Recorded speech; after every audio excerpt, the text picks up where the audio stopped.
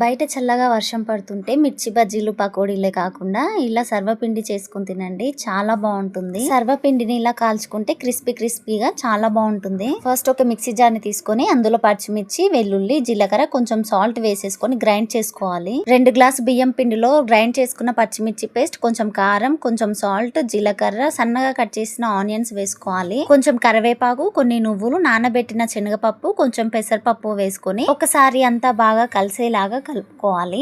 ఇప్పుడు కొంచెం వాటర్ వేసుకుంటూ నేను చూపిస్తున్న విధంగా కలుపుకోవాలి. మీకు పప్పులు వేసుకోవడం ఇష్టం లేకపోతే స్కిప్ చేసేసుకోవచ్చు, లేకున్నా చాలా బాగుంటుంది. ఇప్పుడు సర్వపిండి పెట్టుకోవాలనుకుంటున్న గిన్నెలోకి కొంచెం పిండి ముద్దను తీసుకొని సర్వపిండి గిన్నెలో కొంచెం ఆయిల్ వేసుకొని పిండిని నేను చూపిస్తున్న విధంగా ఇలా ఒత్తుకోండి. గిన్నె మొత్తంగా ఈవెన్ గా ఒత్తుకోవాలి. మధ్యలో ఇలా హోల్స్ చేసుకోండి. ఇలా హోల్స్ చేసుకుంటే పిండి బాగా ఉడుకుతుంది. స్టవ్ మీద పెట్టేసుకొని మూత పెట్టేసుకొని మీడియం ఫ్లేమ్ లో ఒక 5 మినిట్స్ ఉడికిస్తే సర్వపిండి అయితే రెడీ అయిపోతుంది. వీడియో నచ్చితే like, share and subscribe. Thank you.